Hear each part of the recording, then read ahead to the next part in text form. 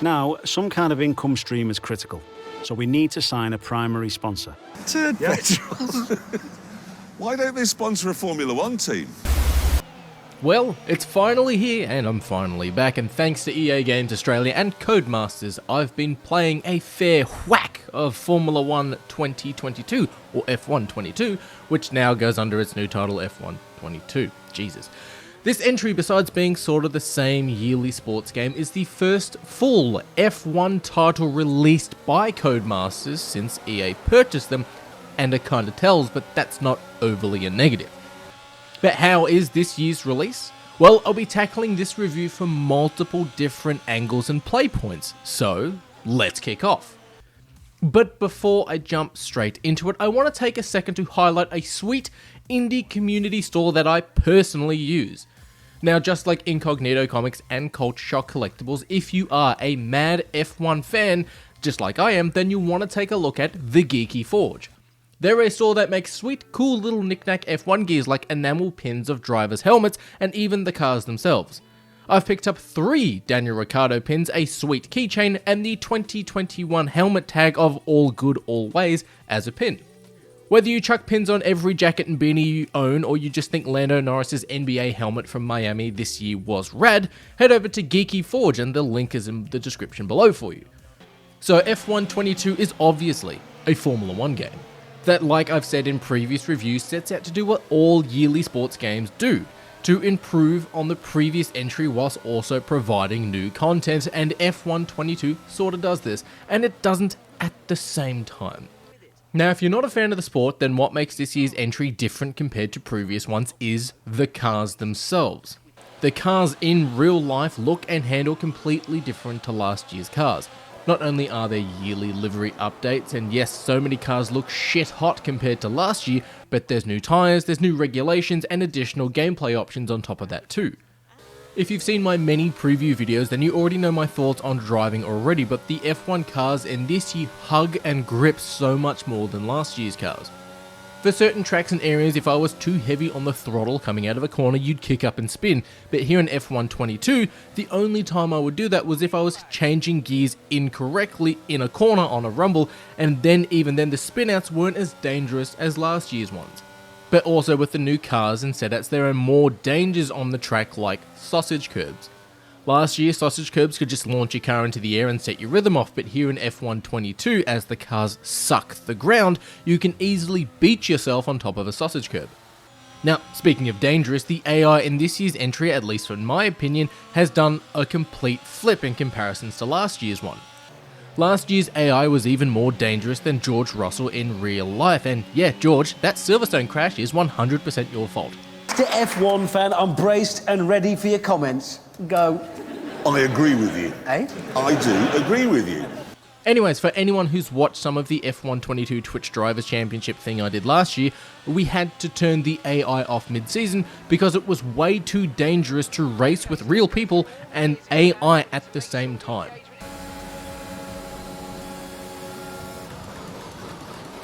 Did you guys end up staying? Oh shit! Fuck! Oh no. Yeah. Sorry, man. Oh man. What happened? That was 100% my fault. Was that both of you out? Yeah, I locked a wheel real bad. This year though, while I found the AI are a bit more aggressive when attacking and defending, they aren't flat out pulling out in front of you and brake testing you when you've got DRS. There's also adaptive AI, which changes the AI's driving skills depending on how well or how poorly you're driving, a little bit like how Forza does it. So if you're struggling a bit with either the AI getting further and further away or you're flat out leaving them in the dust, that's where the adaptive AI comes in and makes the races feel like real races. The grip level and overall feel of this year's cars are, yes, different, and it's a bit of a night and day difference. Last year's cars felt fast but also fragile and skittish. This year the cars hug the road and only kick out if you've treated it badly, a bit like, say, a horse in the Red Dead series. But with the new cars, there's new tyres, and your pit stops are now slower. In the real sport, the quickest pit stop time last year was about a 1.8 seconds, but here in Formula 1 22, and in the real sport, it's about 2 to 3 seconds longer potentially, and it's even longer if you need to replace your front wing as well. I also found it's a lot easier to take floor damage too. So there are some tracks and corners where last year I could gamble a bit, but here in F1 22 I avoided them like Ferrari avoids being a well communicated and managed team. And box now, box now, box for hard.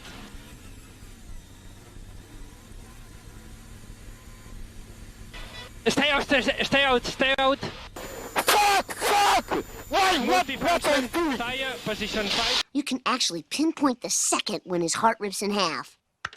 And now. Now there are some new things to F1 22 such as Supercars, which sort of feel like they were supposed to be more than what we got in this game. The cars handle completely different to F1 cars as you might expect, but it's also a different style of driving, so you can't take corners in 4th gear at 120 kilometers an hour, but you need to brake a load earlier and shift down to 1st. There is an okay variety of cars with 2 Ferraris, 2 McLarens, 2 Astons and 2 Mercs, but there's no Red Bull cars, there's no Alfa Romeos, and no one wants to touch an Alpine anyways. But if you got the Champions Edition of the game, you can drive the safety cars, which is actually kinda cool. On top of driving F1 cars and supercars in, I don't know, a Formula 1 game, but you can also have the option to drive Formula 2 cars. Now some of you might like this and some of you might skip straight past Formula 2 into Formula 1, but just like last year, which you can do, you can set up and start a career mode in a full Formula 2 season before moving into Formula 1, which isn't a bad idea and sort of lets you naturally progress into Formula 1 rather than just picking a team. Now, there is no single player campaign story mode if you like for what we got in Formula 1 2021's Breaking Point, which was basically a drive to survive season. Single player wise, there's the standard career mode and the returning My Team mode where you could create the 11th team on the grid, but there are some slight differences. Last year you'd basically start with say no real money and you'd have to put in some work and score sponsors and work from there. This year though, you can pick your new team and create your new team that can start at the back of the grid. You can also start with some money and start in the midfield or immediately compete at the front of the grid with fuck tons of money. You can also alter how quickly you accumulate money and renown, making it a bit easier if you want to say start at the back of the grid and then work your way up to the front. But what is the gameplay like? Let's say you've been watching and loving Drive to Survive and you want to see what these games are like. Can you play on a mouse and keyboard? Well, you can, but it'd probably be easier for Nikita Mazepin to return into Formula 1. But can you play on a controller? Yes, you totally can. It's probably also the way how most of you will start to play a Formula 1 game if you've never played it before. However, unlike say Forza Horizon 5, F1 22 can be played with a steering wheel.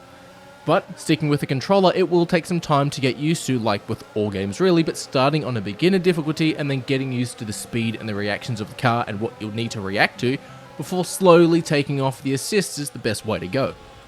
It can be a little tricky to control a Formula 1 car with a controller, but it is more smoother with the steering wheel, obviously. But once you've wrapped your head around how reactive Formula 1 cars are compared to, say, normal cars, you'll start to make your way up the grid. But time for steering wheels. Now I run a Thrustmaster TSXW setup with the Ferrari SF1000 wheel add-on, and yep, fantastic way to play the game. The handling of the cars feels heavier and a bit bulky due to the nature of the new designs of this year's cars, but they grip the road near perfectly. Sadly though, not all mechanics have come along from the sport into the game. For starters, there is no porpoising, which is a positive and a negative at the same time. Well, my race was going well. Yes, I've just done James Mays. Somehow I ended up on the infield. That was a catastrophic mistake! It could have been cool if there was a way to naturally progress in career mode, making upgrades and changes to your car to solve porpoising, whether you're in Mercedes or in your own custom car, but also thankfully, there's no porpoising in VR. With these new cars too, there's new updates and new circuits. Obviously we have Miami, which was an interesting enough circuit with its fake marina and $23 for vodka and Red Bull, and that's 23 American dollars. But sure, we also have the new Albert Park update track, which is damn fantastic and also provides some new challenges too. But with these new cars racing around older tracks that haven't changed, I actively needed to pay attention to what was going on. What I mean by that is, with previous F1 games, after I built a bit of a rhythm of what I was doing or where I was going, it sort of became a second nature. But with the new cars on older tracks and circuits like say Monaco, it became a bit interesting. Because I was used to hugging certain corners and doing a little cheeky pop over a curb here and there, but as the new cars are designed to hug the floor and suck the ground, Getting floor damage around Monaco is a damn guarantee, and having any kind of damage around an oversized go-kart circuit is never a good idea.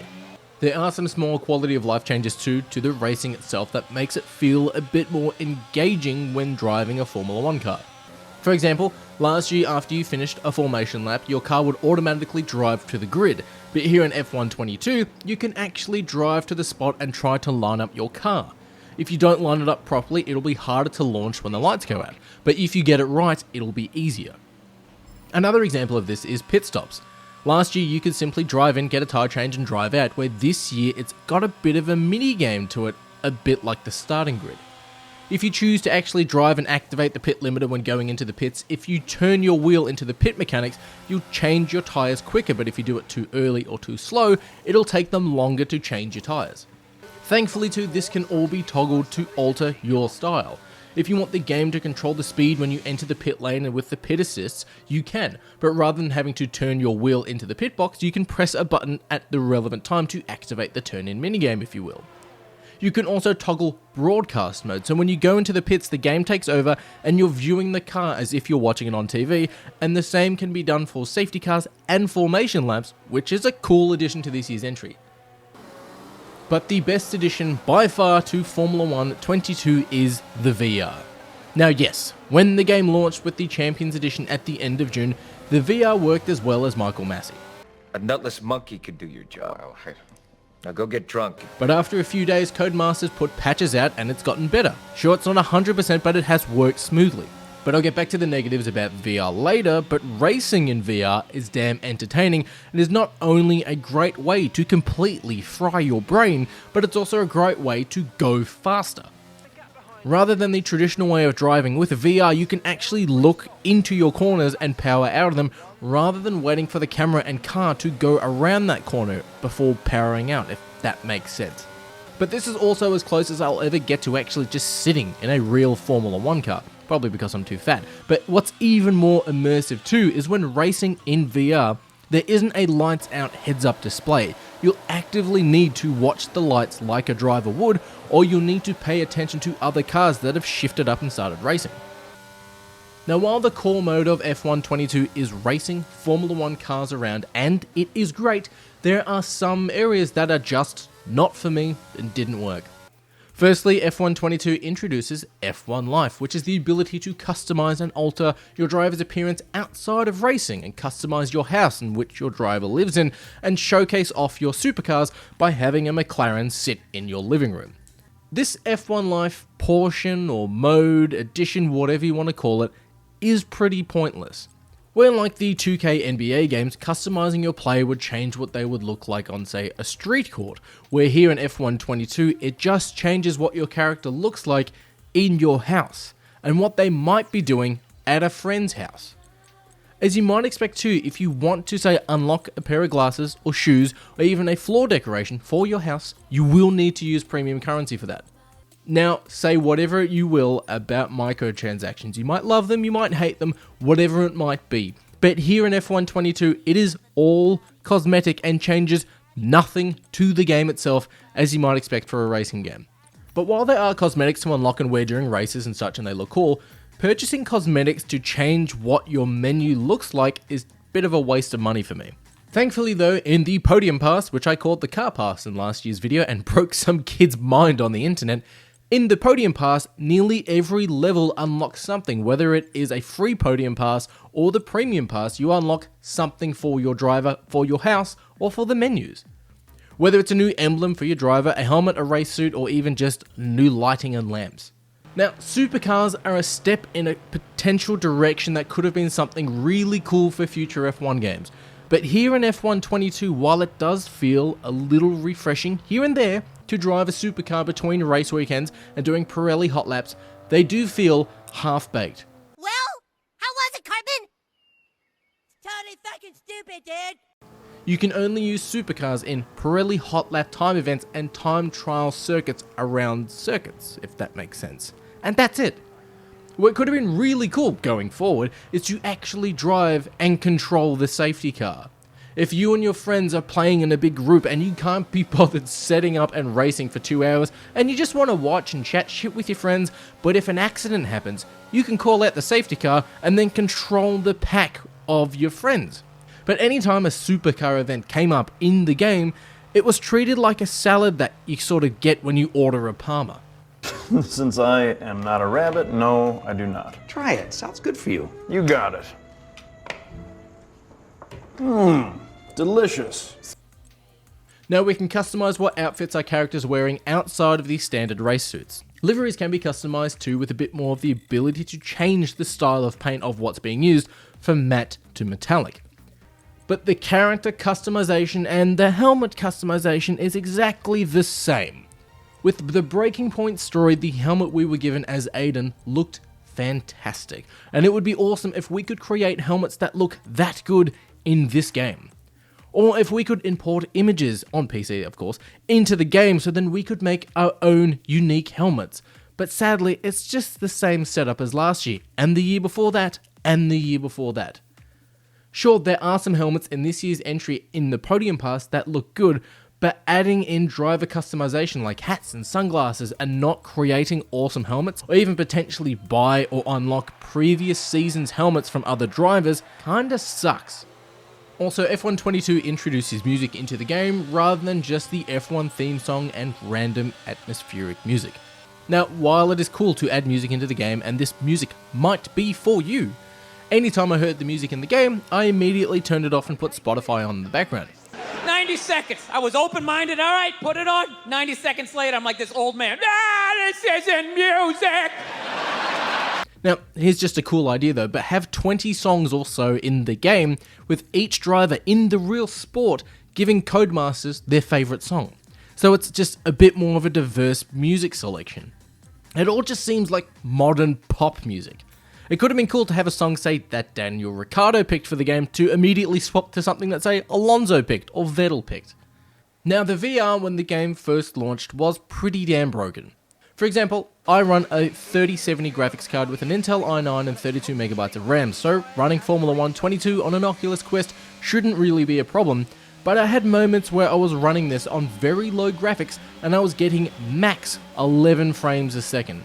But then I'd reboot absolutely everything and fire it back up and it would be running smoother than Vin Diesel's bald head.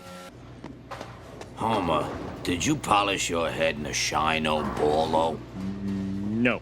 Okay then. But then I'd get in a race, it would be great, and then randomly it would shit itself harder than Vin Diesel's acting.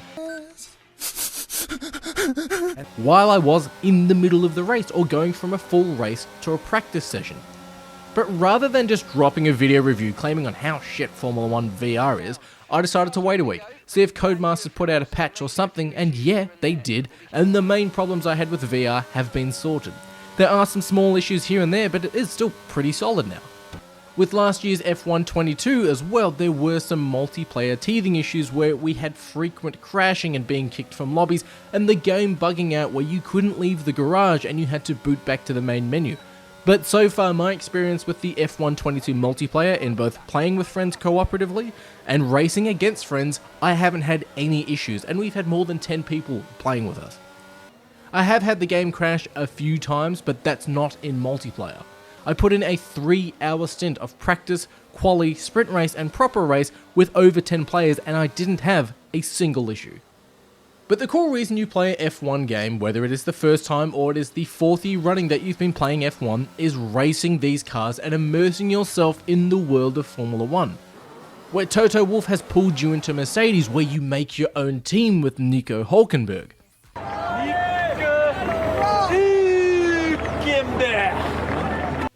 If you're a new F1 fan or you've been a fan for ages, F1 22 is damn fun. There are some features in this year's entry that make as much sense as Lance Stroll staying out on dry tyres during last year's Sochi race. Can you stay out on this condition? Can you stay out? Yes!